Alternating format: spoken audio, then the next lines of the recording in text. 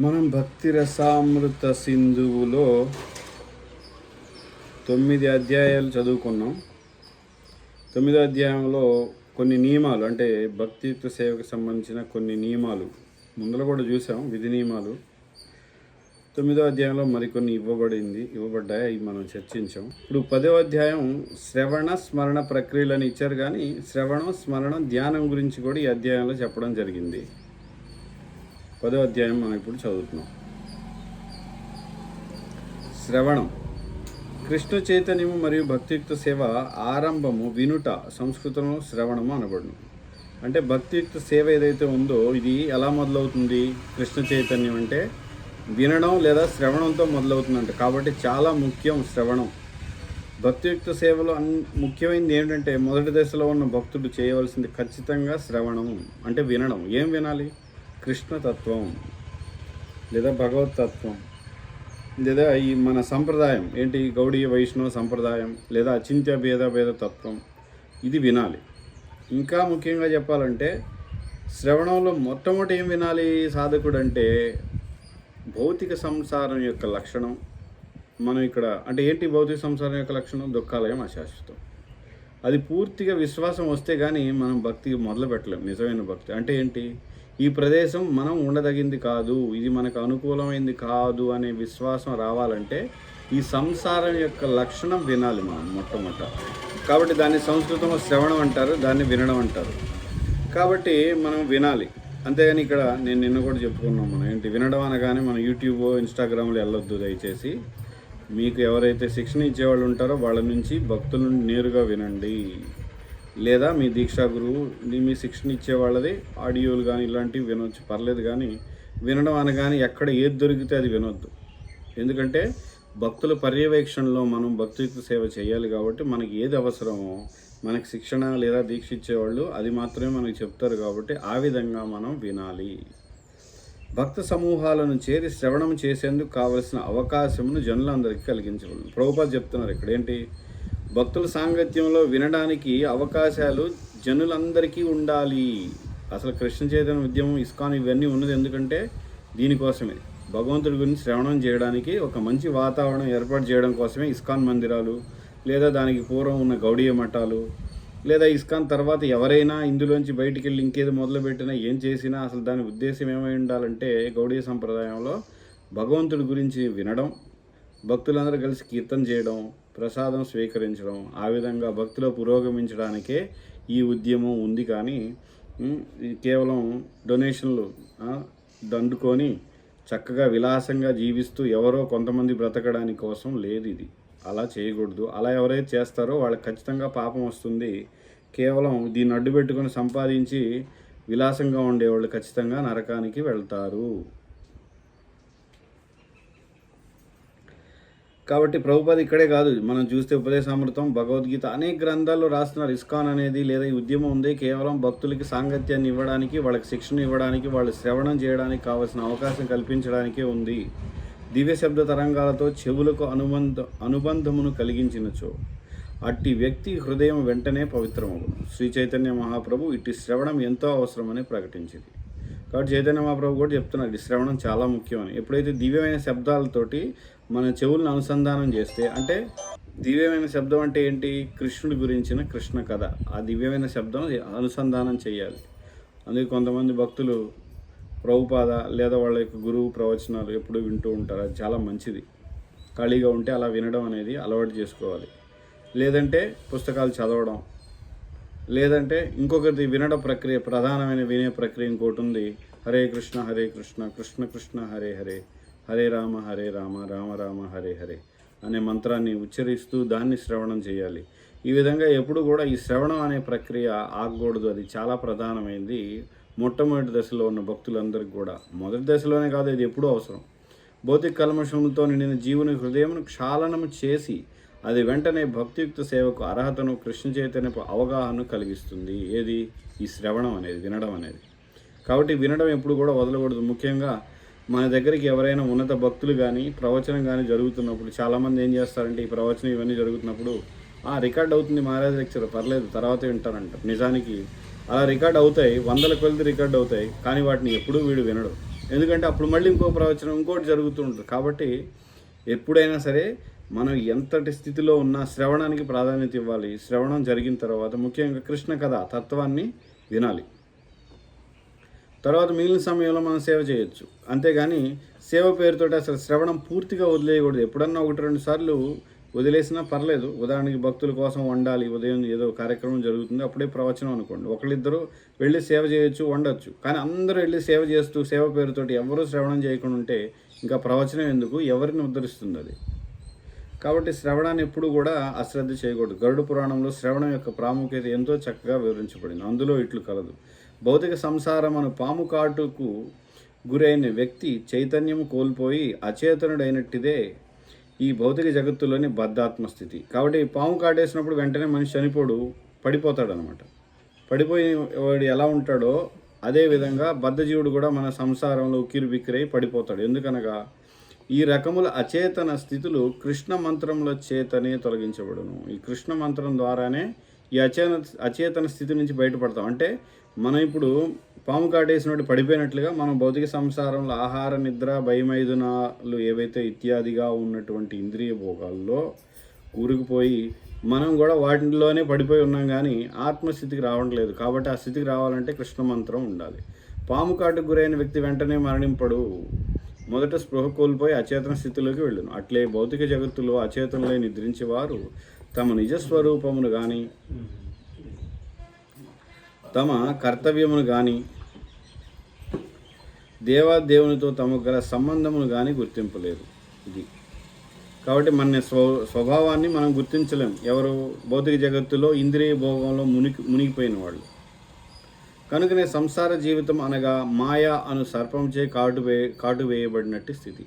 కాబట్టి మనందరం మాయా అనే సర్పం చేత కాటు వేయబడి మనం ఏం చేస్తున్నాం? నా భార్య, నా ఇల్లు, నా ఊరు, నాది ఈ దేశం, నాది, నేను నల్లోడిని, నేను తెల్లోడిని, నేను స్త్రీని, నేను పురుషుణ్ణి, నేను అది, నేను ఇది, ఇదంతా మాయ యొక్క కాటు ద్వారా వచ్చినటువంటి అవగాహన, భ్రమస్థితి, భ్రమిత స్థితి అంటున్నారు.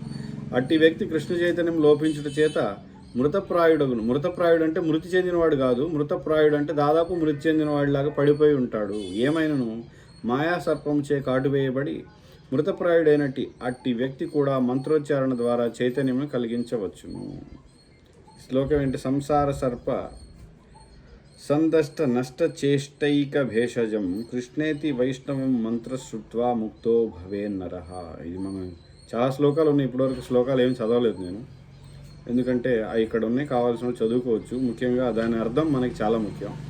మంత్ర ప్రభావంతో పాము కాటు వేసినట్టి వ్యక్తిని కూడా బ్రతికించు అద్భుత మంత్రవేత్తలు కలరు. కాబట్టి పాము కాటేసినప్పుడు స్పృహ కోల్పోయి ఉంటారు కదా, వాళ్ళకి మంత్రం వేస్తే వాడు మళ్ళీ లెగుస్తాడు. అంటే ఆ మంత్రం ద్వారా పాము యొక్క విష ప్రభావాన్ని కూడా తీసేయగలుగుతున్నారు.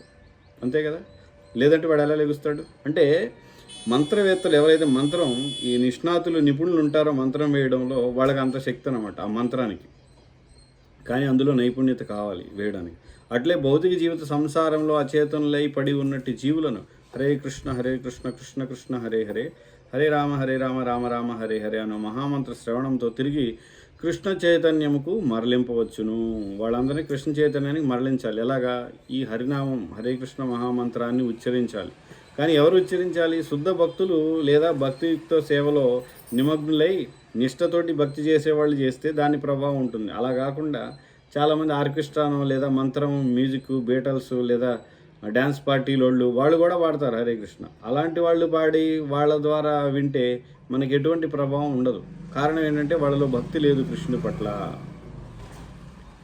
శ్రీమద్ భాగవతం 4వ స్కందం 29వ అధ్యాయం 40లో భగవంతుని లీల శ్రవణం గల ప్రాముఖ్యత సుఖదేవ్ గోస్వామి పరీక్షిత్ మహారాజుకు ఇలా వివరిస్తున్నారంట. మహారాజా, ఒకరు ఆధ్యాత్మిక ఆచార్యుల చేత భగవానుని దివ్య లీలలు వర్ణించబడు ప్రదేశమున నివసించవలెను. వారి ముఖచంద్రబింబముల నుండి ప్రవహించినట్టు అమృత శ్రవంతులను చెవులారా వినవలెను. ఎవరైనా అట్టి దివ్యలీలను ఆసక్తితో వినుటను కొనసాగించినచో వారికి భౌతిక ఆకలి, దప్పిక, భయము, శోకము, భౌతిక అస్తిత్వపు భ్రాంతి వంటివి ఉండవు. సుఖదేవ్ గోస్వామి చెప్తున్నారు, ఎవరైతే ఈ విధంగా అంటే ముఖ్యంగా శుద్ధ భక్తుల నుండి కృష్ణుడి యొక్క లీలలు లేదా తత్వం, కృష్ణ చైతన్యం గురించిన కృష్ణ కథ ఇవన్నీ ఎవరైతే వింటారో శ్రద్ధగా, వాళ్ళకి భౌతిక ఆకలి, దప్పిక, భయం ఇవన్నీ కూడా భ్రాంతి, భౌతిక అస్తిత్వం, నేను ఈ దేహాన్ని, నాది ఈ ఊరు అనే ఆలోచన మర్చిపోతారంట. ఎవరైతే శుద్ధ భక్తుల నుండి వింటారో ఏది కృష్ణ కథను. ఈ కలియుగంలో ఆత్మసాక్షాత్కారముకు ఒక సాధనగా కూడా శ్రీ చైతన్య మహాప్రభు శ్రవణమును ఆదేశించారు. నిజానికి చెప్పాలంటే మన సాధన ఏంటి? రెండే సాధనలో ప్రధానమైన అంగాలు కృష్ణ చైతన్యంలో. ఒకటి శ్రవణం, రెండోది కీర్తనం. శ్రవణ కీర్తనలు అది నవవిధ భక్తి అంగాల్లో 9 మొదటి 2 ముఖ్యమైనవి, శ్రవణం, కీర్తనం. మొదట మనం ఏం చేయాలంటే మనం చేయాల్సింది శ్రవణం. కీర్తనం వేరే భక్తులు చేస్తారు. కీర్తనం అంటే హరే కృష్ణ మంత్రాన్ని కీర్తించవచ్చు, లేదా శ్రీమద్ భాగవత శ్లోకాలని, భాగవతంలోని తత్వాన్ని ప్రవచనం ఇచ్చేవాడు కీర్తిస్తూ ఉన్నట్లే. ఎవరైతే ప్రవచనం ఇస్తున్నారో అంటే కృష్ణుడి గురించి చెప్తున్నారో వాళ్ళు కీర్తనం చేస్తున్నాం, మనం వింటూ కూర్చొని ఉన్నామంటే శ్రవణం చేస్తున్నాం. కాబట్టి ఈ శ్రవణం, కీర్తనం అనేది ఆగకూడదు. అందుకే మహాప్రభు ఏమన్నారు? శ్రవణం అనేది సాధనం అన్నమాట. దేనికి? సిద్ధి పొందడానికి. సిద్ధి అంటే ఏంటి? కృష్ణ ప్రేమ. ఎలా పొందుతాం కృష్ణ ప్రేమని? సిద్ధిని సాధన ద్వారా. సాధన ఏంటి? శ్రవణం, కీర్తనం. పూర్వం వలె శ్రమ ప్రయాసలతో అనేక విధి నిషేధాలతో కూడిన వేదాధ్యయనం ఈ యుగంలో సాధ్యపడదు. కాబట్టి వేదాలు, ఉపనిషత్తులు, పురాణాలు అన్నీ తీసుకొచ్చి కూర్చొని చదవమంటే అసలు మనకి భగవద్గీత, భాగవతం, చైతన్య చరితామృతం ఈ 3 చదవడానికే మనకు సమయం లేదు. చాలామందికి 10 ఏళ్ళైనా 20 ఏళ్ళైనా కృష్ణ చైతన్యంలో 10 ఏళ్ళైనా 20 ఏళ్ళు ఉంటారు. కానీ ముఖ్యంగా సిటీల్లో ఉన్నవాళ్ళు ఈ 3 పూర్తి అవ్వవు. వాళ్ళు పూర్తి అవ్వాలంటే కొంతమంది ఎవరో ఒకరు చదువుతారు, కానీ మిగతా వాళ్ళు చదవలేదు. ఎందుకంటే సమయం ఉండదు. కాబట్టి ఇవంతా చేసే అంత సమయం మనకి లేదు, అంత శక్తి కూడా లేదు. ఏమైనా మహాచార్యుల, గొప్ప భక్తుల దివ్య శబ్ద పలుకులను వీణులారా గ్రహించినచో అది భౌతిక కల్మషం నుండి విముక్తి ప్రసాదించు. కాబట్టి గొప్ప గొప్ప ఆచార్యులు, భక్తులు, శుద్ధ భక్తులు వాళ్ళు చెప్పేటువంటి కృష్ణ కథని మనం చెవులారా వింటే, వినులంటే చెవుల ద్వారా వింటే ఎలా వినాలి? శ్రద్ధగా, అది నా కోసం చెప్పబడుతుంది అనే ధోరణితో వినాలి. అంతేగాని ఏదో ప్రవచనం చెప్తున్నారులే, విందాంలే, అయిపోతే ప్రసాదం తీసుకొని వెళ్ళిపోవచ్చు. ఎక్కువ మంది వినేది ఈ ధోరణే, కాబట్టి అది పనికిరాదు. కనుకనే శ్రీ చైతన్య మహాప్రభు భగవద్భక్తులైన ప్రామాణికుల ప్రసంగములను శ్రవణం చేయవాలని బోధించారు. ఇక్కడ ఇది చాలా ముఖ్యమైన విషయం ఏంటంటే ప్రామాణికులైన భక్తుల నుండి వినాలి. అభక్తులు, శాస్త్రులు, శర్మలు, బ్రాహ్మణులు, బ్రహ్మశ్రీ, ఉషశ్రీ, ఈ శ్రీ, ఆ శ్రీ, వాళ్ళ బొందశ్రీలు అందరూ కూడా ఉంటారు కదా, వాళ్ళు ఆ శ్రీల ద్వారా వింటే మనకి భక్తి రాదు. భక్తి రాకపోగా ప్రమాదం ఉంది. అవైష్ణవ ముఖోద్గీర్ణం పూతహరికదామృతం శ్రవణం నైవ కర్తవ్యం సర్పోచ్చిష్ట పయోయధ. ఎలాంటిది? అవైష్ణవుల ద్వారా కృష్ణుడి గురించి వింటే పాము కానీ తాగితే అది విషంతో సమానం. ఆ పాలను తాగినోడు చచ్చిపోతాడు. అలాగే ఎవరైతే అవైష్ణవుల ద్వారా కృష్ణుడి గురించి వింటే వాడికున్న భక్తి పూర్తిగా నాశనం అయిపోతుంది, వాడు అభక్తుడైపోతాడు. వాడు కూడా ఎవరైతే ఆ డాష్ శ్రీ ఉన్నాడు కదా, ఈ శ్రీ, ఆ శ్రీ, వాడి బొందశ్రీ, ఆ బొందశ్రీలాగా వీడు కూడా తయారవుతాడు. ఎందుకంటే ఆ బొందశ్రీ కూడా భక్తుడు కాదు, వాడు కేవలం పాండిత్యంతో ప్రవచనాలు చెప్తున్నాడు, కానీ వాడికి ఏం భక్తి లేదు. కాబట్టి ఈడు కూడా బొందశ్రీ అవుతాడు, భక్తుడు అవ్వడు. కాబట్టి అలాంటి బొందశ్రీల నుంచి వినకూడదు.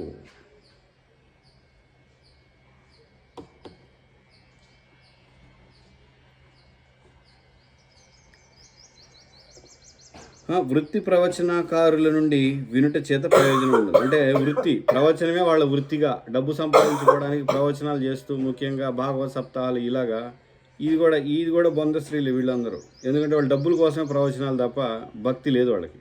కాబట్టి వీళ్ళు ఈ డబ్బు కోసం ప్రవచనాలు చేసే డబ్బు మనుషులందరితో వాళ్ళ ద్వారా చేయబడే ప్రవచనాలు వింటే వీడికి కూడా భక్తి రాదు. ఆత్మసాక్షాత్కారమును సాధించిన భక్తుల నుండి శ్రవణము చేసినప్పుడే చంద్రమండలంలో ప్రవహించు అమృతధారల వంటివి మన చెవుల్లోకి ప్రవహించును. ఏంటది అమృతధార? కృష్ణ కథే అమృతం. ఆ అమృతం మన చెవుల ద్వారా ప్రవహించి మన హృదయంలోకి వెళ్ళినప్పుడు, అక్కడ కూడా అమృతమయమైనప్పుడు మన ఆత్మ అక్కడ పూర్తిగా శుద్ధి చెంది ఈ కృష్ణ కథలో అప్పుడు మళ్ళీ కృష్ణుడి సాక్షాత్కారం కలిగి సిద్ధి పొంది, అంటే కృష్ణ ప్రేమ మనకి లభిస్తుంది. ఇదే పై శ్లోకంలో ఉదాహరణగా చెప్పబడను. భగవద్గీతలో తెలుపబడినట్లు 2వ అధ్యాయం 59లో కృష్ణ చైతన్యంలో నెలకొనుట ద్వారానే భగవద్గీతలో అంటే 2వ అధ్యాయం 59లో చెప్తున్నారు. ఏంటది? కృష్ణ చైతన్యం నెలకొనడం ద్వారానే భౌతిక వ్యక్తులు తమ భౌతిక కాంక్షలను విడవగలరు. అంటే ఏంటి? రసవర్జ్యం రసోప్యస్య పరం దృష్ట్వా నివర్తతే. ఈ ఉన్నతమైన రుచిని కృష్ణ చైతన్యంలో ఎప్పుడైతే మనం కృష్ణుడి సేవలో నామం చేయడం, భగవద్గీత వినడం, ప్రసాదం స్వీకరించడం, కీర్తన చేయడం, వైష్ణవులకు సేవ చేయడం లాంటి వాటిల్లో మనకి ఎప్పుడైతే రుచి వస్తుందో అప్పుడే తక్కువ స్థాయికి చెందినటువంటి భౌతిక సంసారంలో ఆహార, నిద్ర, భయమైదునాలుగా ఇత్యాదిగా ఉన్న ఇంద్రియ భోగాన్ని వదలగలం. అంతేగాని దాంట్లో రుచి పొందకుండా తక్కువ స్థాయిలో ఉన్నటువంటి వీటివి ఆహార, నిద్ర, భయమైదునాల రుచిని వదలలేము. అది ఎప్పుడూ పట్టుకొనే ఉంటాం. ఇప్పుడు కాకపోతే ఏదో ఒకటి పట్టుకొని ఉండాలి. కాబట్టి ఉన్నతమైనది మనకి లభించాలంటే మనం ఏం చేయాలి? తపస్సు చేయాలి. దేనికోసం? ఈ రుచి కృష్ణ చైతన్యంలో రుచి రావాలంటే తపస్సు చేయవలసిందే. చాలామంది ఏమనుకుంటారంటే మనం రోజు 16 మాలు 4 నియమాలు చేస్తే మనం కృష్ణ చైతన్యంలో ముందుకు వెళ్ళిపోతాం. వెళ్ళడు ఎవరు కూడా. కేవలం అది చేస్తే వెళ్ళడు. ఇంకా మిగతా నియమాలు చాలా ఉన్నాయి. మంగళారతికి లెగవాలి, ఏకాదశి ఉపవాసం ఉండాలి, వైష్ణవులకి సేవ చేయాలి, ఇంకా మనం వైష్ణవులకి దానం అంటే మన యొక్క శక్తి కొలది దానం చేయాలి. ఇలా ఎన్నో ఉన్నాయి. శాస్త్రాన్ని అధ్యయనం చేయాలి, వినాలి, శ్రవణం చేయాలి. కేవలం 16 మాలు 4 నియమాలతో అవ్వవు కదా. భగవద్గీత భాగవతం వినాలిగా, భక్తులకు సేవ చేయాలి, వైష్ణవ సేవ చేయాలి. ఒకరు ఉత్తమ కార్యము లభించినప్పుడే అల్ప కార్యమును విడవగలరు. ఈ భౌతిక జగత్తులో ప్రతి ఒక్కరూ న్యూనశక్తి యొక్క మోహపూరిత కార్యాల్లో నెలకొని ఉందరు. కాబట్టి న్యూనశక్తి అంటే ఏంటి? మాయాశక్తి. ఈ భౌతిక సంసారంలో మహామాయ యొక్క శక్తే. మరి మనం ఏ శక్తిలో? యోగమాయలోకి వెళ్ళాలి. యోగమాయ అంటే అంతరంగిక శక్తిలోకి. మోహపూరిత కార్యాల్లోనే ఉంటారు. మరి ఈ మహామాయ నుండి యోగమాయలోకి వెళ్ళడానికి సంఘర్షణ జరుగుతుంది మనకి. దానికోసమే తపస్సు అవసరం. దీని నుంచి అటు వెళ్ళాలంటే తపస్సు చేయాలి. కానీ ఉన్నత శక్తి ద్వారా శ్రీకృష్ణుడు ప్రదర్శించి లీలలను ఆస్వాదించడానికి అవకాశమును కల్పించినచో ఒకరు సహజముగానే అల్ప సుఖములను మరచుదురు. కాబట్టి కృష్ణుడి లీలలను, కృష్ణుడి కార్యాలను, కృష్ణుడి నామాన్ని ఆస్వాదించే స్థితికి వెళితే దీన్ని వదులుతారు. కానీ కృష్ణుడి నామ రూప గుణ లీలలను మనం శ్రవణం చేసి ఆస్వాదించి ఆనందించే స్థితికి వెళ్ళాలంటే మనం మనం యొక్క మానవ ప్రయత్నం ద్వారా తపస్సు చేయడం ద్వారా ఆ స్థితికి వెళ్తాం తప్ప ఊరికే మనం ఆహా ఓహో ఇది భలే ఉంది కృష్ణుడి లీలలు చెప్పుకుందామని మనం పొద్దున్నే 7ంటికి 8ంటికి నిద్ర లేచి వచ్చి కృష్ణుడి లీలలు చెప్పుకుంటే ఏమీ జరగదు. బ్రహ్మముహూర్తం నిద్ర లేకపోతే సత్వగుణం ఉండదు. సత్వగుణం లేకపోతే రజోగుణ తమో గుణాల్లో ఎన్ని లీలలు చెప్పినా, జీవితాంతం లీలలు చెప్పుకుంటూ ఉన్నా, ఎన్ని గుళ్ళు మనం కట్టించినా, ఎన్ని గుళ్ళ చుట్టూ తిరిగినా మనలో మార్పు రాదు. కురుక్షేత్ర రణరంగమున శ్రీకృష్ణుడు బోధించినప్పుడు ఒక భౌతిక వ్యక్తికి అది ఇద్దరు మిత్రుల నడుమ సంవాదముగానే పైకి కనిపించును. కానీ నిజమునకు అది శ్రీకృష్ణుని ముఖార విందం నుండి ప్రవహించినట్టి ఒక అమృత స్రవంతి. ఏది? భగవద్గీత అనేది ఒక అమృతం లాంటిది. ఎవరికి? శుద్ధ భక్తులకి లేదా భక్తులకి అనిపిస్తుంది.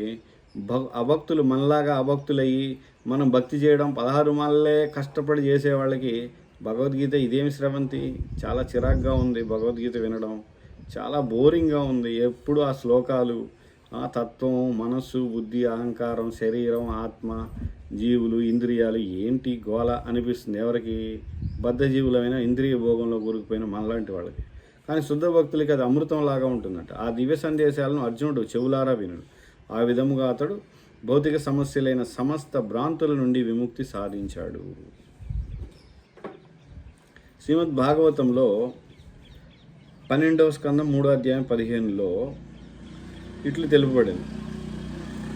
ఏంటది శ్లోకం? తత్తేను కంపాం సుసమీక్షమానం. అదే కదా శ్రీమద్ భాగవతంలో. అది కాదు, వేరేది. ఏంటది? యస్తూత్తమ శ్లోక గుణానువాద సంగీయతే భీక్షణ మమంగళగ్న తమేవ నిత్యం శృణుయాద భీక్షణం కృష్ణే మలాం భక్తి మభీప్సమాన. దీని అర్థం ఏంటి? శ్రీకృష్ణ భగవాని పట్ల నిశ్చయ భక్తియుక్త సేవను వాంఛించు వ్యక్తి దివ్య స్తోత్రములతో ప్రశంసించబడిన అతని దివ్య గుణములను లీలలను ఎల్లప్పుడూ శ్రవణం చేయాలి. ఎవరైతే భగవంతుని స్తుతించారో కీర్తించారో, కుంతి మహారాణి ప్రార్థనలు, ధ్రువ మహారాజు కీర్తనలు, విష్ణువుని, ప్రహ్లాదుడు నరసింహస్వామిని కీర్తించినవి, ఈ విధంగా శుద్ధ భక్తులు లేదా గోపికలు కృష్ణుని కీర్తించినవి, అటువంటి వాటి పట్ల మనకు ఆకర్షణ ఉండాలి.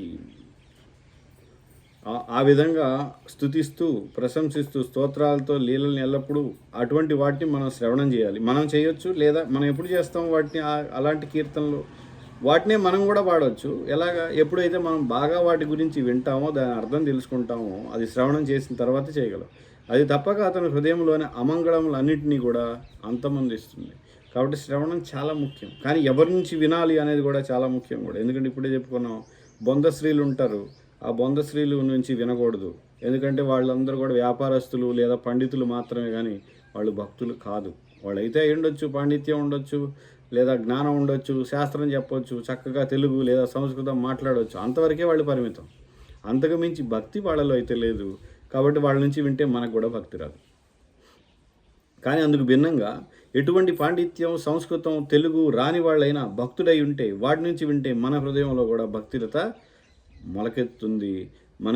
మనం భక్తిలో పురోగమించగలం. దేవాదేవుని కృపను ఆశించడం, కృష్ణుడి యొక్క కృపను ఆశించాలంట.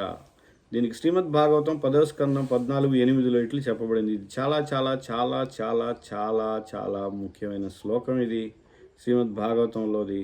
10వ స్కందం 14:8 తత్తేను కంపాం సుసమీక్షమాణో భుంజాన ఏవాత్మకృతం విపాకం హృద్వాగ్వపుర్భిర్ విదధన్నమస్తే జీవేత ఏ ముక్తి పదే సదాయ భాగ్. దీని అర్థం ఏంటి? ప్రభు నీ అవ్యాజ కృపకై నిరంతరం నిరీక్షిస్తూ, కృష్ణుడి యొక్క కృప ఎప్పుడు లభిస్తుందా అని ఎదురు చూడాలి. తన ప్రారబ్ధ కర్మ ఫలితమును అనుభవిస్తూ హృదయపూర్వకంగా భక్తితో నీకు ప్రణామములను అర్పించి వ్యక్తి తప్పక మోక్షానికి అర్హుడు. అది అతని హక్కుగా పేర్కొనబడింది. ఎవరు మోక్షానికి అర్హుడు అంటే, ఎవరైతే తన ప్రారబ్ధం అంటే మనం పూర్వ చేసిన పాపకర్మల వలన మనకు కాలు ఇరగవచ్చు, జ్వరం రావచ్చు, పంటి నొప్పి రావచ్చు, నడుము పని చేయలేకపోవచ్చు, లెగలేకపోవచ్చు, తిరగలేకపోవచ్చు, ఇలా ఎన్నో పరిస్థితులు ఎదుర్కొంటాం మనం. అవి ఎదుర్కొంటున్నప్పటికీ కూడా కృష్ణుడి నామాన్ని వదలకుండా, కృష్ణుడి సేవని వదలకుండా, కృష్ణుడి సేవ చేస్తూ ఎప్పుడు కృష్ణుడి కృప లభిస్తుందా అని ఎదురు చూసేవాడికే, వాడు మాత్రమే మోక్షానికి అర్హుడు. కాబట్టి దీని ప్రకారం, ఈ శ్లోకం ప్రకారం మనం మోక్షానికి కూడా అర్హులం కాదు మనం. కారణం ఏంటంటే, మనం ఏ చిన్న ఇబ్బంది వచ్చినా జపం వదిలేస్తాం, భక్తుల దగ్గరికి వెళ్ళడం వదిలేస్తాం, కీర్తన వదిలేస్తాం, నైవేద్యం పెట్టడం వదిలేస్తాం. అంతా ఎందుకంటే నాకు కుదరట్లేదు ప్రభు, మా వల్ల కావట్లేదు ప్రభు, ఎన్నో కష్టాలు వచ్చేసాయి ప్రభు, మాకు డబ్బులు లేవు, ఎన్నో ఇబ్బందులు వచ్చాయి. కాబట్టి ఇన్ని ఇబ్బందులు వచ్చినాయి కాబట్టి మేము భక్తిని ప్రస్తుతానికి పక్కన పెట్టాం. కొన్ని రోజుల తర్వాత ఖచ్చితంగా వస్తాం. కాబట్టి కొన్ని రోజులు జీవితం అయిపోతుంది. కాబట్టి అవి కొన్ని జన్మలు, 100 జన్మల దాకా మళ్ళీ అట్లానే ఉంటాడు. కాబట్టి మనం మోక్షానికి కూడా అర్హులం కాదు. ఎప్పుడు అర్హులం అవుతాం? మన ఏదైతే ప్రారంధం ద్వారా వచ్చిన కష్టాన్ని అనుభవిస్తూ కృష్ణుడి సేవని వదలకుండా కొనసాగిస్తే అప్పుడు కృష్ణుడి యొక్క ప్రత్యేక కృపని ఆశించవచ్చు. అటువంటి వాళ్ళే మోక్షానికి కూడా అర్హులు అని చెప్తున్నారు. ఇది చాలా ముఖ్యమైన శ్లోకం అన్నమాట. ఎందుకంటే చాలామంది నేను చూశాను, భక్తులందరూ సాధన చేసేవాళ్ళు ఏదో కష్టం రాగానే, ప్రభు నాకు చాలా పెద్ద కష్టం వచ్చింది, అందుకే నేను జపం ఆపాను, లేదు ఇది ఆపాను, అదే ఆపాను, ఇప్పుడు చేయలేకపోతున్నాను అంటారు. అలాంటివి ఏవి లేదు. సృష్టిలో ఎవరికి కూడా ఇది పెద్దది, ఇంతకంటే కష్టం లేదు అనుకోవడానికి లేదు. మనం చూస్తే ఆ వ్యక్తి కంటే ఇంకొకటి కష్టాలు ఎక్కువ ఉండేవాళ్ళు ఉంటారు, ఉండకుండా ఏమి ఉండరు. కాబట్టి మనకి ఎప్పుడైతే కష్టం రాగానే మనకంటే కష్టపడేవాళ్ళు, మనకంటే దుఃఖించేవాళ్ళు, మనలాంటి కష్టం ఉన్నవాళ్ళు భూమి మీద ఎవరు లేరేమో అని చీమ కూడా అనుకుంటుంది, పిల్లి అనుకుంటుంది, కుక్క అనుకుంటుంది, మనిషి కూడా అదే అనుకుంటున్నాడు. కాబట్టి అవన్నీ జీవులు అనుకోవడం, మనిషి అనుకోవడంలో తేడా ఉందిగా. మనిషికి బుద్ధి, జ్ఞానం భగవంతుడు ఇచ్చాడు, దాని ద్వారా సంసారాన్ని చూడవచ్చు. ఎంతోమంది ఎన్నో విధాలుగా దుఃఖాన్ని అనుభవిస్తున్నారు. కొంతమందికి తినడానికి తిండి లేని వాళ్ళు కూడా ఉన్నారు భూమి మీద. ఎంత కష్టపడినా డబ్బులు సంపాదించలేరు, తిండి తినలేరు, లేదా తినడానికి అవకాశం లేనటువంటి రోగాలు ఉన్నవాళ్ళు ఉన్నారు. కానీ మరి చాలామంది చూస్తే భక్తి చేసేవాళ్ళు తిన్న రోగాలు లేవు, విపరీతంగా తినగలరు, పని చేయగలరు, శరీరం ఉంది, కానీ చేయరు. ఎప్పుడు కూడా సౌకర్యవంతమైన సుఖవంతమైన స్థితిలో ఉంటేనే జపం చేస్తారు. కానీ ఏ చిన్న కష్టం వచ్చినా వదిలేసి నేను చేయలేను, కారణం ఏంటంటే నాకు ఈ కష్టం వచ్చింది. కాబట్టి ఎవరైతే అలా అంటారో వాళ్ళు భక్తిలో పురోగమించరు సరిగదా, అసలు భక్తిలో ఉండడానికి అర్హులు కాదు వాళ్ళు. ఎందుకంటే కష్టం వచ్చింది కాబట్టి భక్తి వదిలేస్తాడు. ఇంకేం అర్హత ఉంది వాడికి? శ్రీమద్ భాగవతంలోని ఈ వ్యాఖ్య భక్తులందరికీ మార్గనిర్దేశము కావలెను. భక్తుడు తన ప్రారంభ కర్మ ఫలితముల నుండి వెంటనే తనకు ముక్తి కలుగవలనని ఆశించరాదు. ఇది చాలా ముఖ్యమైనది. అంటే నాకు ప్రారంభ కర్మ ఉంది, పూర్వం చాలా పిచ్చి పనులు చేశాను, పాపం ఉంది, కాబట్టి ఆ కర్మ కృష్ణ నేను రోజు నామం చేస్తాను, తొందరగా తీసేయి, నా కర్మఫలాలు వెంటనే నశించిపోవాలి, నీ యొక్క శుద్ధ భక్తుని వెంటనే అవ్వాలని ఆశించకూడదు. అది మనం అనుభవించాలి, అది పోయినప్పుడే పోతుంది. కాబట్టి కృష్ణుని కృపకు ఎదురు చూడాలి, కానీ వెంటనే తీసేయమని కృష్ణుని ఆదేశించకూడదు, కృష్ణుని ఒత్తిడి చేయడం కూడా చేయకూడదు. భౌతిక జీవితంకు అర్థము నిరంతరము యాతనలు అనుభవించుట లేక కర్మ ఫలితంలో అనుభవించుటే. కాబట్టి మనం భౌతిక సంసారంలో ఉన్నామంటే మనం దేనికోసం ఉన్నాం? దుఃఖాలు అనుభవించడానికే ఇక్కడ ఉన్నాం. కాబట్టి ఉన్నంతకాలం అనుభవిస్తూనే ఉండాలి, దుఃఖమయ స్థితిలోనే ఉంటాం. కనుక బద్ధజీవుడు ఎవడునూ అట్టి యాతనలకు అతీతుడు కాదు. ఎవ్వరు కూడా అతీతులు కాదు. ఒకరిలో భౌతిక ప్రవృత్తి అంతరించిన పిమ్మట అతని పునర్జన్మ ఉండదు. భౌతిక ప్రవృత్తి అంతరించింది అనుకోండి మనలో, అప్పుడు ఇంకా మనం పునర్జన్మ ఉండదు. మరి పూర్తిగా అంతరించాలంటే మనం కృష్ణుని యొక్క ప్రత్యేక కృపకి ఎదురు చూడాల్సిందే. భక్తియుక్త సేవను ఆరంభించినప్పుడే అది సాధ్యపడను. అటు భక్తియుక్త సేవకు కర్మఫలము ఉండదు. భక్తియుక్త సేవకు కర్మఫలం ఎవరికి ఉండదు? మనం ఏదైనా హరినామం చేసి నాకు వీసా కావాలంటే ఖచ్చితంగా కర్మఫలం ఉంటుంది, అది భక్తే కాదు. భక్తియుక్త సేవ అంటే శుద్ధ భక్తి ఇక్కడ మాట్లాడేది. కాబట్టి హరే కృష్ణ చేసి నాకు వీసా కావాలి మా అబ్బాయికి, లేదా మా అబ్బాయికి ఒక కొడుకు పుట్టాలి, లేదా మా అమ్మాయికి పెళ్ళి అవ్వాలి, కాబట్టి నేను మందిరానికి ప్రతి ఆదివారం వస్తాను, ఇది భక్తియుక్త సేవ కాదు. దానికి ఖచ్చితంగా కర్మఫలం ఉంటుంది. ఈ విధంగా మందిరానికి వెళ్ళి కృష్ణుడి మందిరం చుట్టూ రోజు ప్రదక్షిణాలు చేసేసి నాకు ఇది కావాలి అది కావాలని కోరుకుంటే కర్మఫలం ఖచ్చితంగా ఉంటుంది. కర్మఫలం లేనిది ఏంటి? శుద్ధ భక్తికి కర్మఫలం ఉండదు. కనుక కృష్ణ చైతన్యంలో పరిపూర్ణుడైన పిమ్మట అతడు తిరిగి భౌతిక జగత్తులో జన్మించడు. కనుక కర్మ ఫలితంలో పూర్తిగా నశింపని భక్తుడు ఎన్ని ఆటంకములు ఎదురైనో శ్రద్ధగా భక్తియుక్త సేవను కొనసాగించవలెను. అట్టి ఆటంకములు ఎన్ని ఎదురైనో శ్రీకృష్ణుని మాత్రమే స్మరిస్తూ అతని అవ్యాజ కృపకై నిరీక్షించవలెను, ఎదురు చూడాలి. అది ఒక్కటి మాత్రమే అతనికి ఉపశమనం. ఏంటి మనకి ఉపశమనం?